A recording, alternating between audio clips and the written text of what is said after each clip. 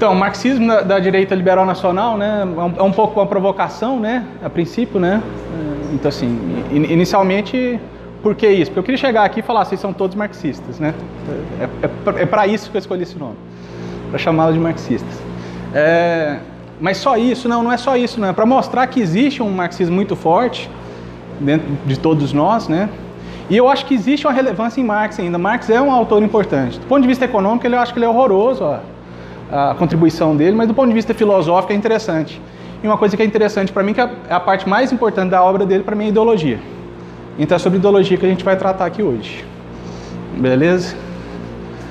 Deixa eu passar aqui.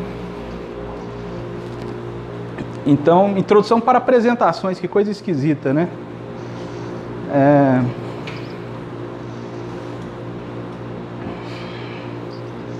Deixa eu ler aqui. Por volta de 17 anos atrás, quando tinha por volta de 17 anos, um conceito fortemente me impactou. Seres humanos seriam determinados, inclusive, na capacidade de pensar.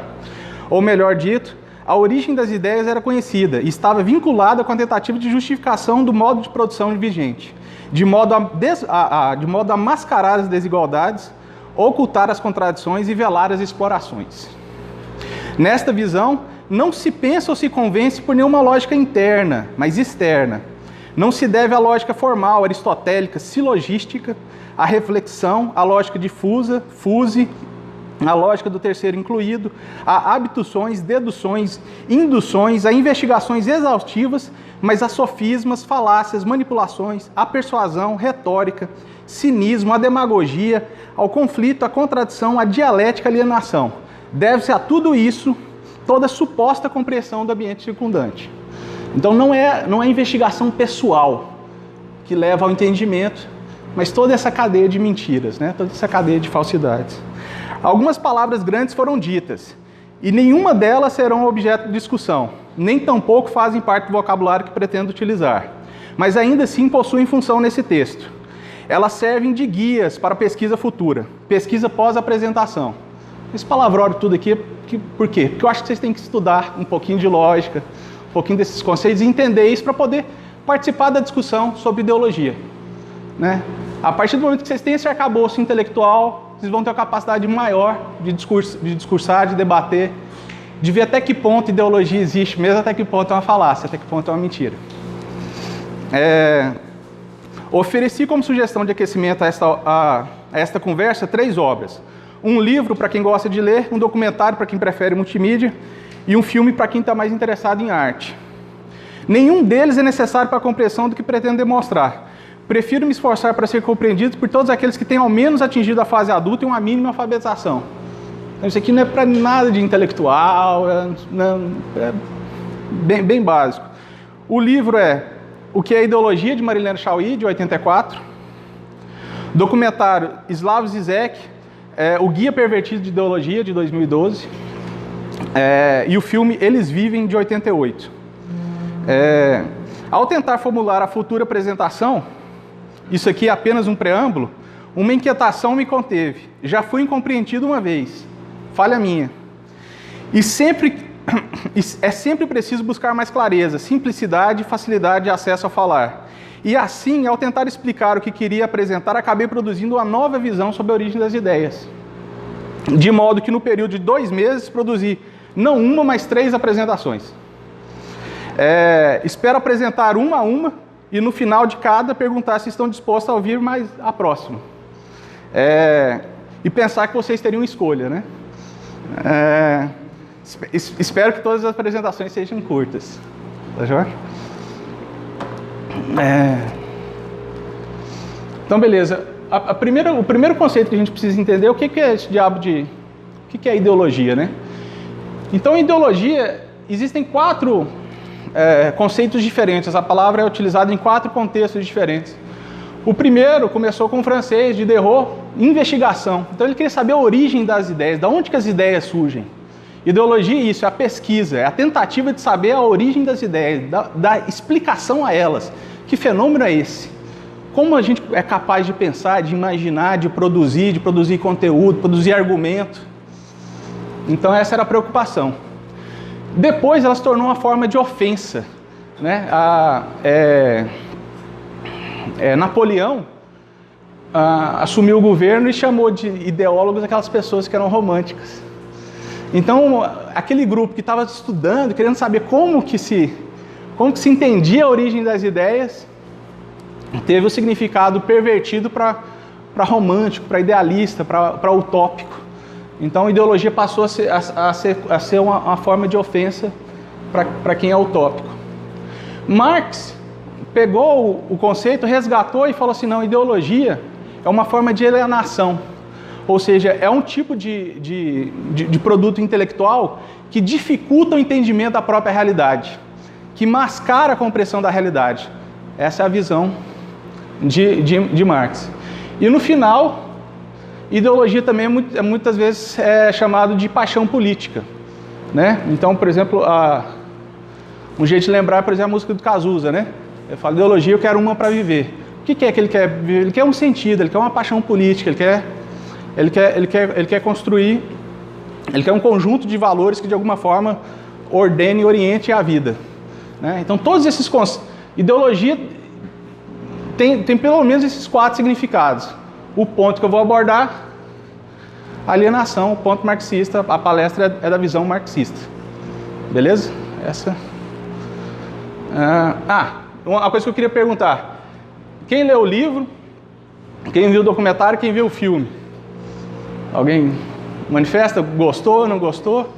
Eu assisti o documentário resumido, o filme eu assisti, o livro eu tô lendo. Gostou? Achou horroroso? Pode ser sincero, não tem problema não. Cara, eu gostei, eu achei massa o filme, porque a ideia do filme é massa. Uhum. Gostei muito. O livro eu não tô achando ruim não, apesar de ser massa. Eu não tô achando ruim não. Massa, não, maravilha. A gente tem que ter esse tipo de preconceito. Uhum. Não, maravilha, que ótimo. Basicamente, então,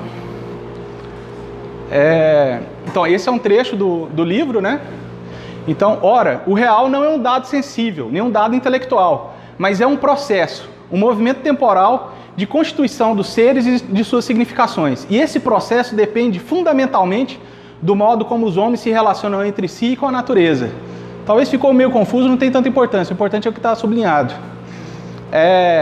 Essas relações entre homens e deles com a natureza constituem relações sociais como algo produzido pelos próprios homens, ainda que estes não tenham consciência de serem seus únicos autores. O ponto fundamental é o seguinte, Marx, ele antes de tentar ser economista, ele era filósofo, e ele gostava muito de Hegel, né? Ele se baseou no trabalho de Hegel. E no trabalho de Hegel, que eu também desconheço, tá? Não sou especialista em Hegel, eu li o livro, estou baseado na obra sugerida. O trabalho de Hegel, ele tá tentando demonstrar o que é a realidade, o que é real, né? O que é isso que a gente chama de real? O que é isso que a gente chama de realidade? E para ter essa noção de produção de realidade, ele produziu um conceito chamado de espírito histórico. Ele falou, não, é o espírito. Existe um espírito na sociedade e esse espírito guia a reflexão, o entendimento. E mais do que isso, esse espírito age na sociedade. Ou seja, a sociedade é transformada através do espírito. E quando o espírito sabe que é ele que está agindo, esse espírito está em harmonia consigo mesmo. Quando esse espírito esquece que é ele que produz a realidade, ele se torna alienado. Ele está alheio de si mesmo. Ele não se vê como responsável pela construção da realidade. Então, alienação no conceito Marx, ele é materialista. É uma tradição que eu me tornei também. Eu me considero materialista. Eu acho que não cabe aqui a gente tentar aprofundar o que seria um materialismo, mas basicamente essa noção de espírito. O que é esse espírito? A gente como materialista, a gente quer procurar coisas concretas. A gente quer falar de coisas que de alguma forma a gente pode entender. Eu quero sentar aqui e falar assim, esse objeto aqui é assim, ele tem essas características, ele tem essas propriedades, eu consigo testar, eu consigo demonstrar para você. Ou seja, de algum modo, a realidade ela pode ser conhecida e pode ser compartilhada por 2 indivíduos. Como ela consegue ser dividida? No meu entendimento, através de um meio comum, de um meio material, né? O materialismo, então, de alguma forma, é uma oposição a essa noção metafísica, onde a explicação, você tem um grande autor que ele... tem coisas que eu sei, mas você nunca vai ser capaz de compreender. Né? Então, a tradição intelectual que eu prefiro é essa de que a gente... Tudo que eu posso falar, de alguma forma, tem que fazer sentido para vocês, vocês têm que ser capazes de demonstrar, de concordar, de discordar, mas ser testável. Né? Falar que, sei lá, que existe um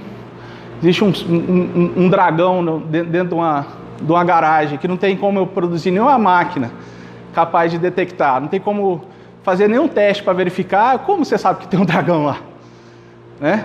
Então, o materialismo visa a tentar dar algum pano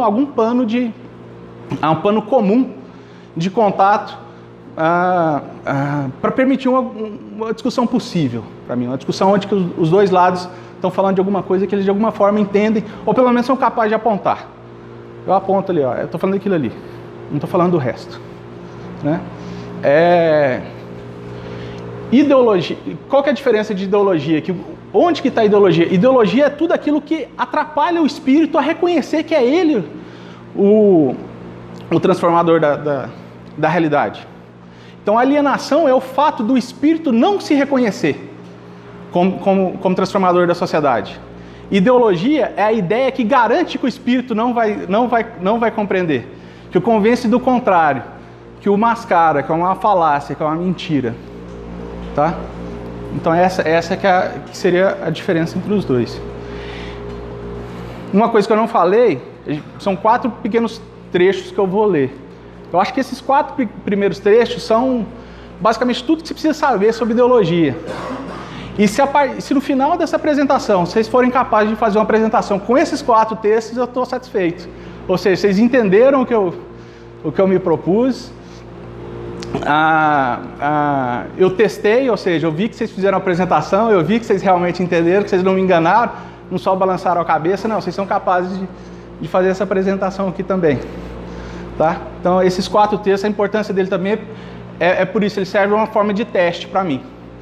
Se depois disso aqui a gente parar, vocês conseguirem fazer 1 hora falando só sobre esses 4, eu estou tranquilo, estou satisfeito.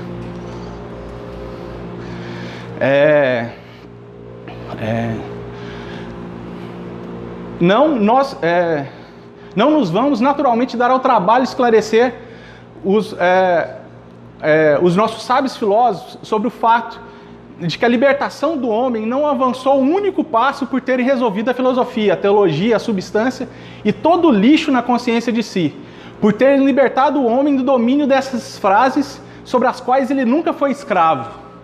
Ou seja, é a discussão materialista contra o metafísico. Vocês estão falando que vocês encontraram a libertação. Libertação de quê? De texto? Ninguém nunca acreditou nesses textos. Ninguém nunca se enganou com esses textos. De que não é possível conseguir uma libertação real, a não ser no mundo real, com meios reais. De que não se pode abolir a escravatura sem a máquina a vapor, o tear automático. Nem a servidão sem uma agricultura aperfeiçoada. De que modo nenhum se pode libertar os homens enquanto não estiverem em condições de adquirir comida, bebida, habitação e vestuário na qualidade e na quantidade perfeitas.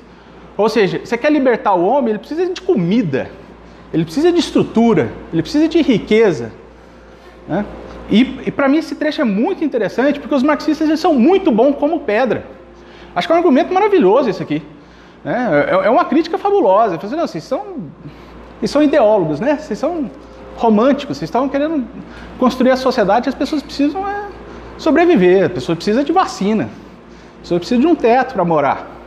Então, assim, como pedra eles são muito bons, mas como capacidade de soluções, acho que é o problema. Então, eu gosto de Marx nesse momento, eu gosto de Marx quando ele é materialista, quando ele está reconhecendo que a realidade tem problema, que é difícil viver, que a vida é complicada, a gente passa por necessidades. Essa parte de Marx para mim é fabulosa. Mas quando ele começa a falar de soluções, eu já fico meio preocupado. As soluções que ele apresenta causam um número meio que extremado de mortes. Então, do ponto de vista de soluções, ele não é muito adequado.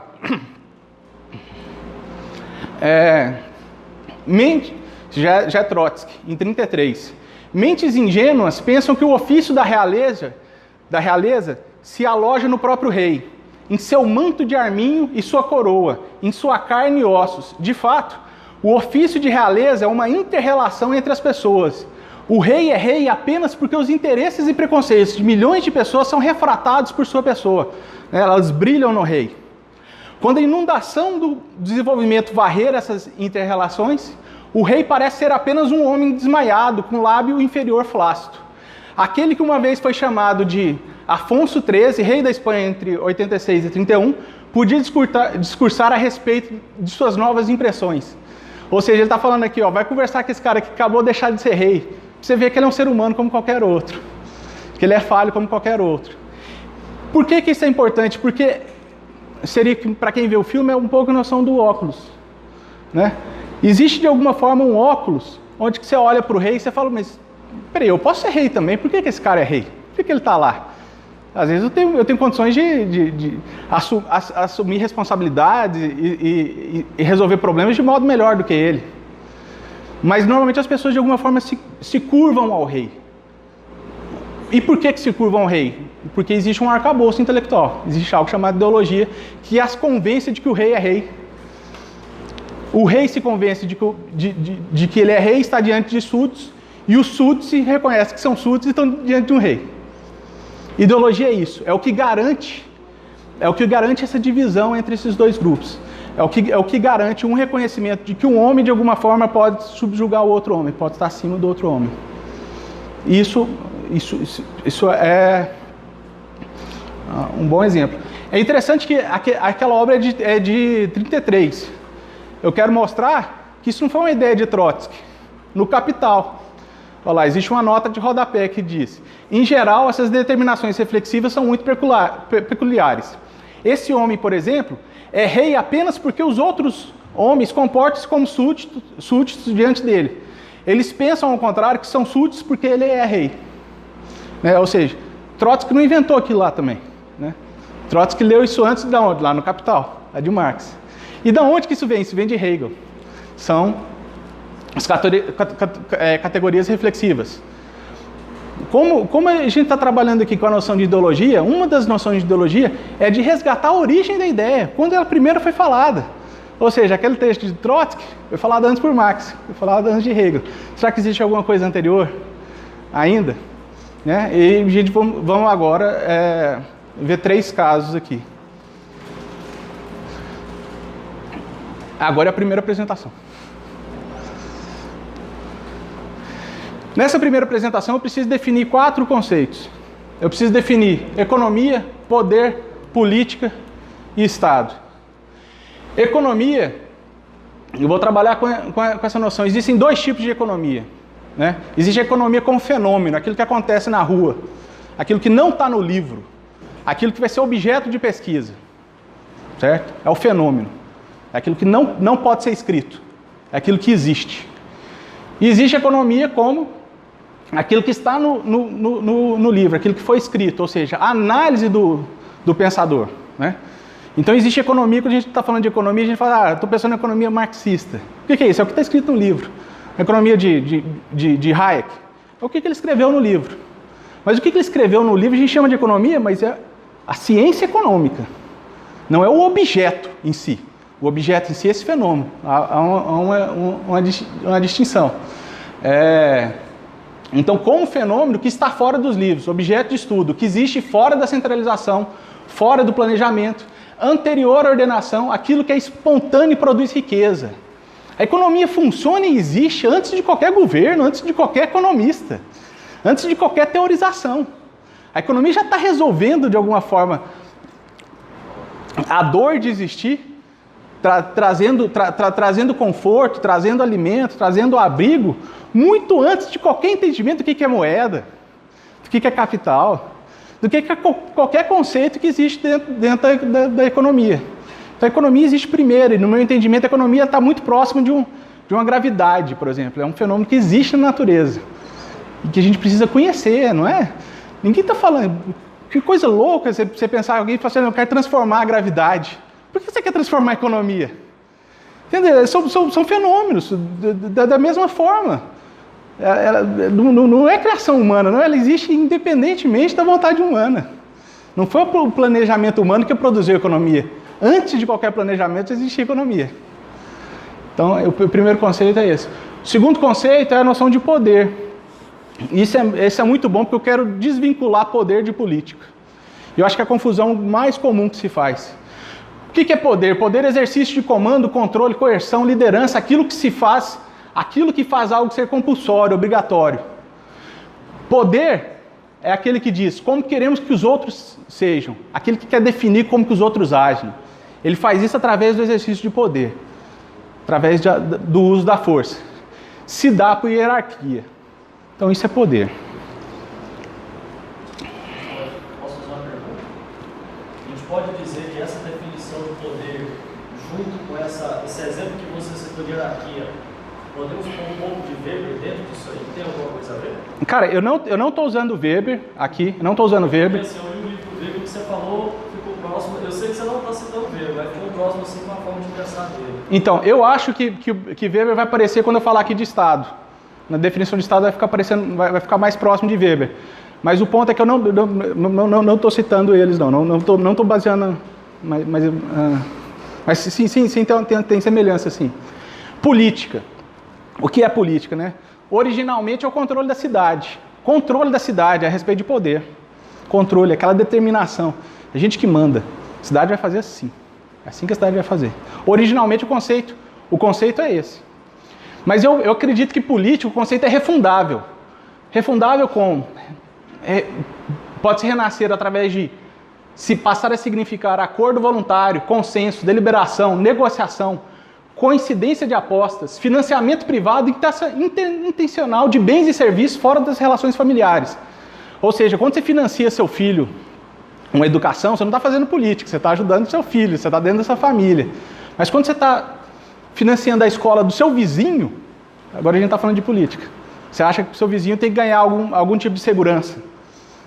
Eu quero pagar uma segurança para o meu vizinho, para aquele que eu não tenho relação familiar. Opa, então essa ação sua é política. E olha que legal, eu vou pagar segurança, eu não estou falando que eu estou obrigando ele a ter um comportamento assim, ó, assado. Não, eu reconheço que existe uma necessidade, que existe uma dificuldade de existência e passo voluntariamente a financiar esse tipo de projeto. Não estou falando de poder, estou falando de política. Ou seja, eu tenho uma proposta. A gente chega aqui e fala, eu acho que a gente podia financiar isso aqui, eu acho que a gente podia fazer isso aqui, ó. Vamos abrir uma escolinha, vamos abrir um grupo de estudos. Isso, nesse conceito, a gente pode chamar de política. A gente pode chamar isso aqui de política, sem coerção. No final, a outra noção é a noção de Estado. Então, Estado, para mim, existem duas camadas, existem duas formas de pensar. Normalmente, as pessoas pensam através da camada externa. Então, o que seria Estado? Estado é a ordem, a burocracia, o funcionalismo, o arcabouço legal, os limites públicos territoriais, Carta de Direitos e Deveres, a Constituição. Normalmente, as pessoas olham para Estado e reconhecem como Estados isso, aquilo que a gente aponta. Né? Uma visão bem materialista, aquilo que a gente aponta. Isso é Estado. Eu jogo uma pedra lá no prédio, né? Meu outro falou mais cedo do cara que batiu num prédio contra o Estado. Mas para mim, Estado não é isso. Para mim, isso é a materialização do Estado. O Estado, para mim, é algo anterior. O Estado é uma camada interna. É o desejo de regulamentação de terceiros, o impulso totalizante, a necessidade de controle. Existe esse Estado porque que nós antes queremos controlar a vida dos outros. É assim que se dá o Estado, é assim que se dá a burocracia, é assim que se dá o funcionalismo. É um desejo que existe em todo indivíduo, pelo menos na maioria, pelo menos naqueles que votam, pelo menos naqueles que estão no debate político, aqueles que estão apaixonados num político. Existe uma vontade imensa de fazer que o resto da sociedade se curva àquele interesse dele. Ou seja, é daí que o Estado surge. O Estado surge por motivos internos. O Estado surge por essa necessidade profunda que as pessoas têm de regular a vida do vizinho. Não, meu vizinho não pode fazer isso aqui. Como assim não pode? Você virou dono agora da casa dele? Você quer mandar o que ele vai comer, o que ele vai fazer, o que ele vai dizer? Você quer regular tudo que seu vizinho vai fazer? A partir do momento que você passa, você faz você dá esse passo, você produziu o Estado. Você justificou o Estado material. Você vai ter os políticos, você vai começar a falar, eu preciso de um exército, eu preciso de polícia, eu preciso de saúde pública, eu preciso de educação, de educação pública, né? Então, o interessante para mim é isso, é que a minha visão de Estado é isso, que Estado é algo interno, e é isso que a gente precisa combater. É isso que é o difícil. O difícil é a gente aprender a falar, peraí, eu tenho que ser mais tolerante. Né? Eu não gosto de música alta, mas vamos ver lá, vamos conversar. Eu não preciso dar um tiro nele, não preciso jogar pedra, não preciso chamar a polícia. Vamos tentar conversar, vamos tentar conviver. Eu não preciso do terceiro. Eu vou fazer política. Vamos chegar em consenso. Eu acho que você está errado, vamos fazer isso. Isso é política. Isso eu acho que é a política que a gente tem que preservar. Uma política livre de poder. Tá? Então esses 4 conceitos eu precisava esclarecer para a gente continuar a palestra.